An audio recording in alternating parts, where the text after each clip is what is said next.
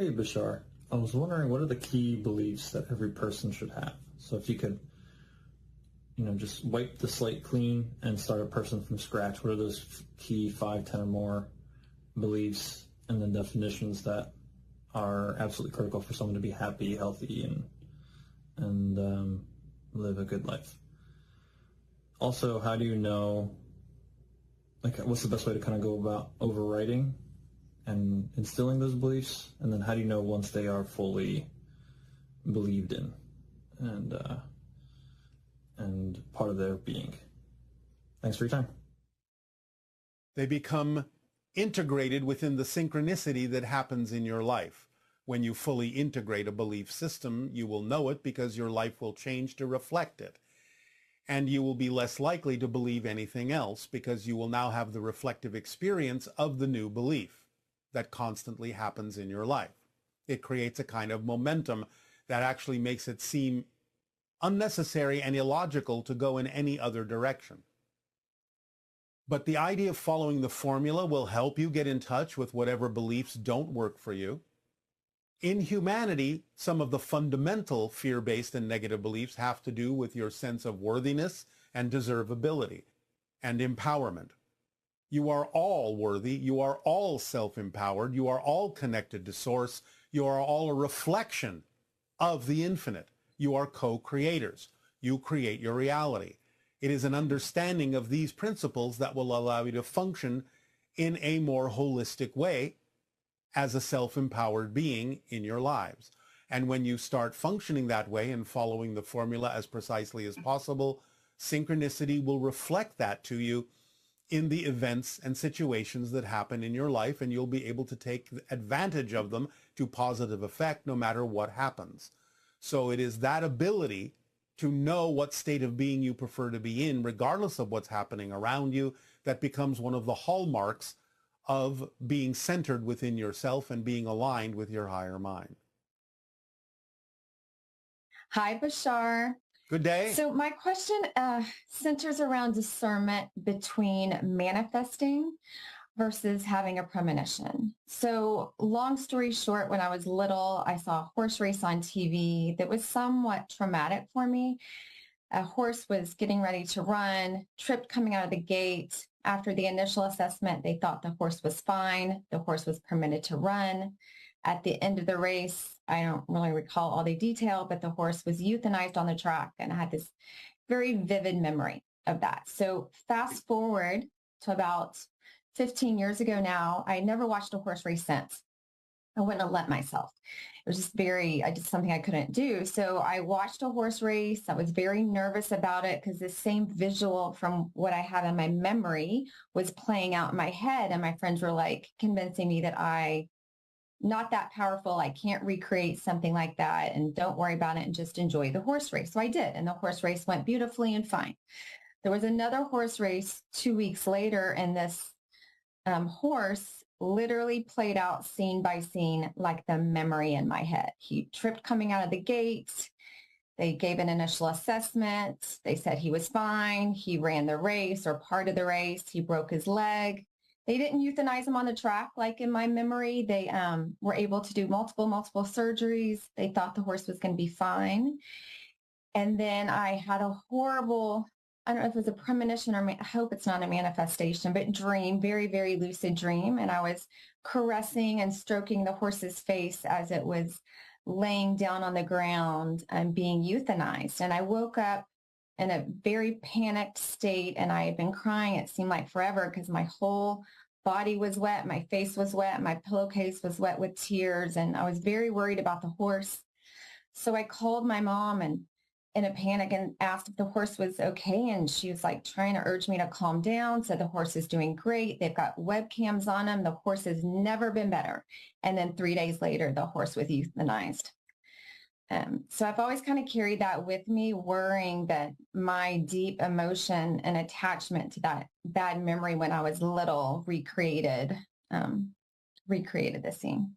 It didn't so much recreate the scene as a manifestation, but since you were so affected by the first incident, you took yourself your senses recognized when a parallel reality would match the first one and shifted yourself to that reality because you were so connected to it, so strongly pulled to it. So you shifted yourself to another parallel reality that was very similar because, in a sense, you were on alert for those kinds of incidents. So you shifted yourself to a reality in which that occurred as a apparent repeat, but a new experience similar to the first experience, because there are many parallel realities that are similar to one another. So because of the way you anchored and connected to the first incident, you always were, in a sense, on alert for connecting to a similar incident in a parallel reality, and thus gave yourself the opportunity to do that. Now, doing so did give you the ability to ease the pain of the horse.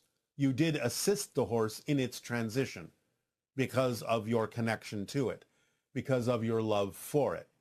So it was something that was used to the benefit of the horse that was about to transition. It gave you the opportunity in the second event to do something you didn't necessarily have the ability to do in the first event, was connect to a similar event, but be there for the horse to aid and assist in its transition in a more peaceful way. Do you understand? Yes, that's super helpful. Because it's just been, I've been carrying it with me for so long, and I've asked so many people, and because it literally played out scene by scene the way I had in my memories. And I just really, and I was such a good manifester at the time, and I really vowed basically never to manifest anything again because I was so horrified that I could have manifested this beautiful. You didn't cause it to happen, if that's what you mean by manifestation. You simply shifted yourself to experience the manifestation of a similar reality. Okay. So yes, in a sense, you manifested it for yourself, but it's not like you caused the horse to experience that. Okay. Okay. Thank you. That's helpful. Speaking of parallel realities, I do have another question. So in another very lucid dreamlike state, but this one wasn't analogous to that really, other than it was a very lucid dreamlike state. And a person came to me, not in an off-putting way, not in a scary way, in a very sweet way. And this person, I didn't know if he was even part of this dimension, part of this world or not. But just very gentle, sweet conversations, like we had been together for years and years and years. It was like not a recurrent dream, but like a progressive dream. And then night after night, he would introduce me to his mom, and then he introduced me to his children. And then I actually ran into him, and I realized that he is a being on this planet and this dimension. And it was very weird for me because I almost felt like I knew so much about his life, which I've all now validated to be accurate and correct and true. But my question is, again, back to manifestation, does that mean it's something that he and or I are manifesting a relationship of sorts? Or does he is he actually in these dreams are so real and tactile, I can't imagine you understand this dream state. You understand that it's as above, so below. Things exist in spirit first. You can decide to play them out in physical reality, but you set it up as an experience by agreement in a sort of energy blueprint in spirit. And then if it serves a purpose in the agreement you have with other beings, you can allow it to crystallize or manifest in physical reality for whatever reasons serve each of you. So you are simply adept at understanding and perceiving that things are played out first in spirit. You could call it, in a sense, a practice round, a rehearsal for what might eventually manifest in physical reality. And since you're sensitive enough to perceive the rehearsal level in spirit, you have the advantage of having information that you carry with you into the manifestation when it occurs by agreement in the physical lives as well. Does that make sense? It does. Thank you. So does he have awareness of these dreams as well? To some degree, but again, he may not wish to have that memory when he realizes or manifests it in physical reality. He may wish it to be more of a surprise or a spontaneous occurrence, so he may not remember it by choice. Oh, interesting. Okay, I think the dreams are actually changing now. They're not quite as realistic. They're getting a little like, I don't know if you call them a hybrid dream, where I've had dreams recently that I know it's a dream in my Yes. dream. And like, Yes, well, that's a lucid showing up- dream. Say it again. That's a lucid dream. If you Okay, know you're okay. dreaming when you're dreaming, that's the definition of being lucid in your dream state. Okay. So, but in the dreams, it's interesting. Like I was showing in one of my recent dreams, I was showing one of my friends around his house. And then I saw a security camera and it felt weird because I didn't know how to explain to him that we got dropped in via a dream into his house. And I didn't know how I was going to explain that. Well, So what's so difficult about explaining it? Well, I was worried how I was going to explain it to him in 3D reality, basically. Did you have to explain it? No, I don't. It was just the dreams are changing a little and that I'm having more and more awareness of All right, which well, part that's of a it's good real and which thing. part of it's not. It's all real. It's just happening on different levels. Okay. Okay. You understand there are different levels to your reality. Yeah, it's just interesting because after all this, then I start seeing pictures and all of a sudden, just group pictures, and he'll be in the background, but I didn't know that I don't know. It's fascinating to watch. I'll put it like that. It is, and you'll get used to it. But again, you simply have retained the ability to perceive realities on different levels simultaneously. And so you are more aware of having experiences on the different levels. Okay.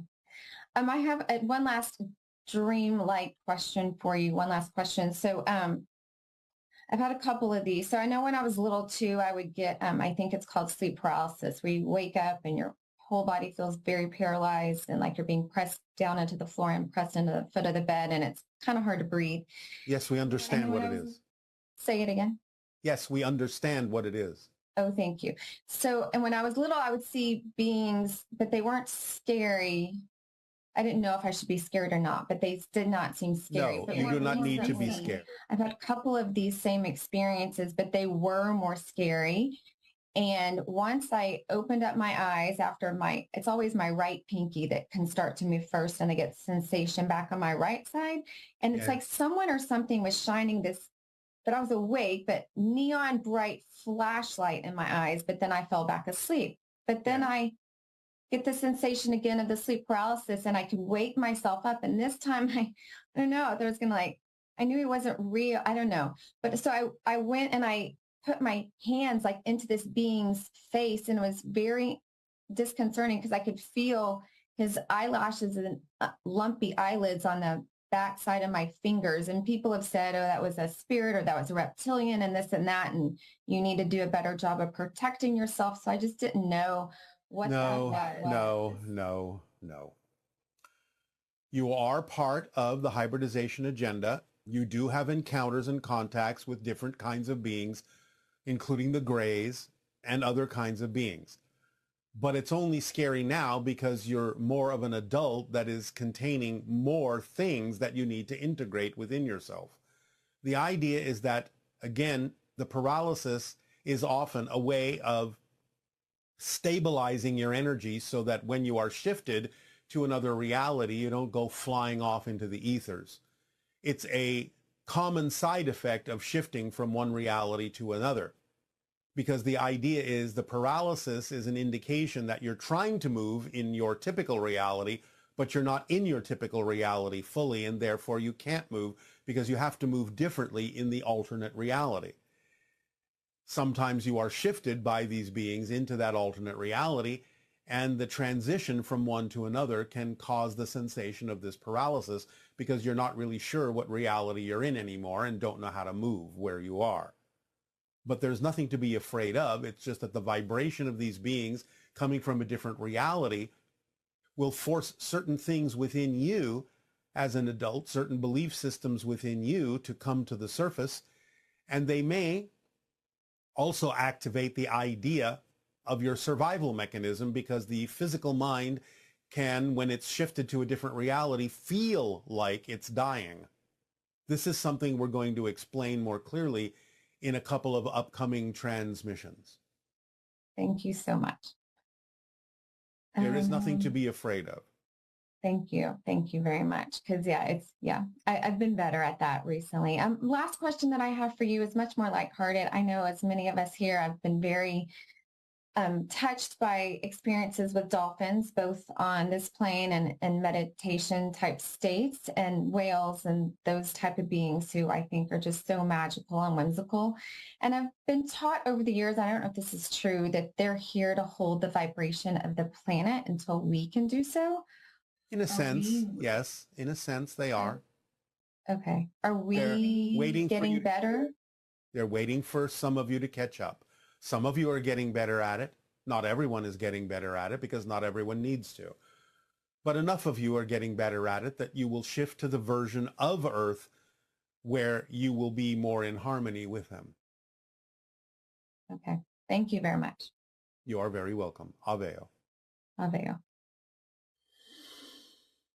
Hi, Bashar. My question is, do we all have the ability to channel higher beings, as Daryl does for you? Or do we have to reach a certain stage of enlightenment before that opportunity happens? Or is it something that we can just simply tune in and tap into? Thank you. Not everyone needs to channel other beings, but everyone can channel, whether it be the idea of an artistic expression, or whether it be another portion of your own consciousness or your own higher mind. When you are doing what you love to do, you are in a channeling state. But whatever it is you bring through from that state doesn't necessarily have to be a connection to another being. That is simply something that is made by agreement. It can happen. Everyone has the general potential for that, but not everyone has made an agreement to do it that way.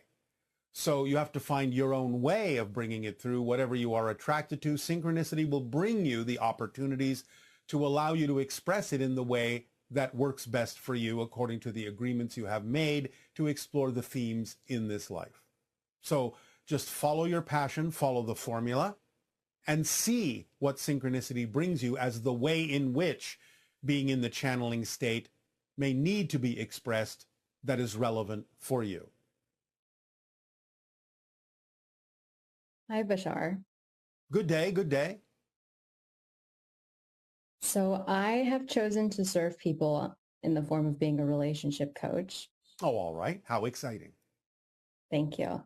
And I do this through the teachings of masculine and feminine energies and the dichotomy of that in relationships. Yes. So I want to make sure that I'm not spreading any misinformation. I was wondering if you could clarify how the duality of masculine and feminine energies applies to the relationship dynamics romantically. Well, the idea is for each side to be reflected what they need to allow for a balance to occur on each side of both masculine and feminine energy in each individual. Does that make sense? So is it correct to say that, I guess, men operating from more feminine or wounded feminine energy are imbalanced and therefore need to attract partners that will reflect that imbalance? The idea is that each male and each female contains the ability of the opposite, contains the reflections of the opposite. And to balance them and bring them out equally in each individual is the key. So that males have a balance of masculine and feminine energy, not meaning that they literally become more feminine, but they are able and willing to express more of the receptive energies, whereas the females in balance can express more of the idea of the assertive energies that are commonly associated with males on your planet. So that each individual in the relationship is a balance of both. And they will usually attract into their lives, whether they know it or not, whether they take advantage of it or not, those individuals who will reflect to each what they need to achieve that balance within themselves. When that balance is reached, is that usually when partners stay together, or? Maybe. It doesn't mean that they have to. It can be that that was what they needed to achieve, and then they move on to something else. So it's not necessarily absolutely expected that they have to stay together, but there is certainly a higher probability that they can if they continue to serve each other in that way. Does that help? Absolutely, yes. All right. Is there a technique or strategy that I can use as a coach in my one-on-one sessions to best reflect back to my clients what they need to know at that time to help them reframe their mindset to move forward?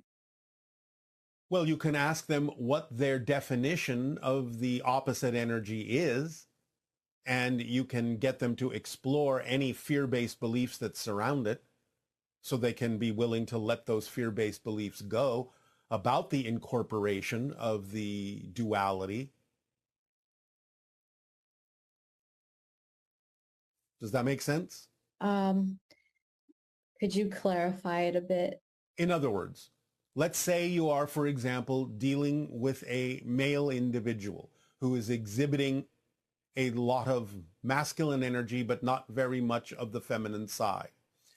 You can engage them in a conversation to ask them what their definition would be, how they see, how they view, how they define the idea, what it means to them if they were to incorporate more of the feminine energy within themselves, to see if their definition is something that actually is representative of balance, or if their definition out of fear is representative of something that is not in balance, that they have an erroneous definition of what that balance would look like, so that you can begin to explore what their definitions of the balance would actually be like, so that they can lose the fear of incorporating the balance within themselves by having a more harmonious definition of what would happen should they do so.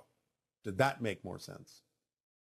Yes. And in the case where a male that is has less feminine heart-centered energy, and I run into this problem where clients don't often experience emotions and are shut down, I don't know how to help guide them through that situation through online interactions. All right. Well, again, the questions is fundamentally, what are they afraid would happen if they actually allowed themselves to feel those emotions? What are they afraid the outcome of that would be? To get them to start exploring, if they're willing to start exploring what the outcomes they're afraid would happen if they did in fact allow their emotions to be more expressed. And then perhaps you will have some information to go off of, if they're willing to admit it. Okay. If they're not, there's not much you can do for them. How does one know when they found that partner? So I know I've seen a video where you said that the purpose of relationships is to reflect one another, what one needs to know to become more of themselves. How do you know that you are the version of yourself that is ready to commit and has learned that lesson? You will feel freer. You will feel lighter in the presence of a person who serves you that way if you're willing to be open to it. You will actually feel more like yourself. You have heard this phrase on your planet uttered in those kinds of relationships where people say, I feel more like me in your presence. I feel I can be expressive of who I truly am when you're around. That kind of feeling is usually a reflection of when someone is serving you to be more of yourself, because they are not judging you. They are accepting you for who you are and accepting whatever processes you may need to go through to discover more clearly who you are. And so that usually translates as feeling free to be yourself in that relationship, whatever that means at the moment. Free to explore being more. It's a lightness of feeling. It's a lightness and feeling of freedom. Okay. Does that help you at all? Yes, that was very beautiful and poetic. I loved it. All right. How accurate is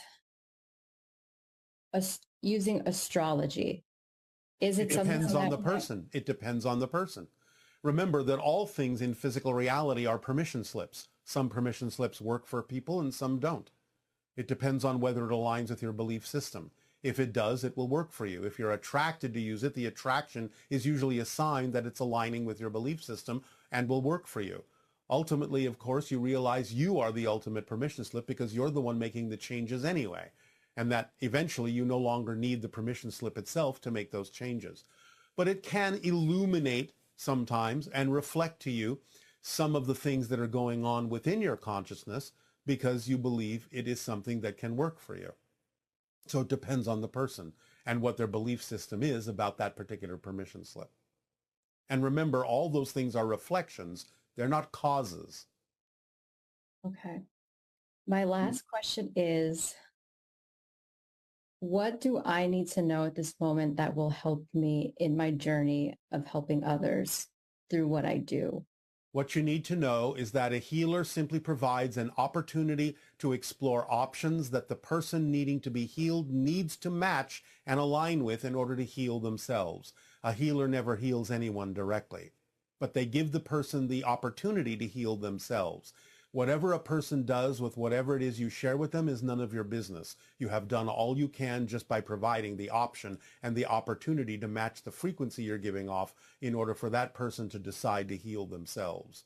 It's not that they have to do that, and many people may come to you with different agendas, including the inability to heal themselves. So you have still given them what they came for. So you have to relax the idea that you need to heal everyone and save everyone, because you can't do that. You can only provide them with the option that someday they may incorporate within themselves when they are ready to do so. Does that lighten the issue for you? Yes. Thank you so much, Bashar. You are so welcome. Aveo.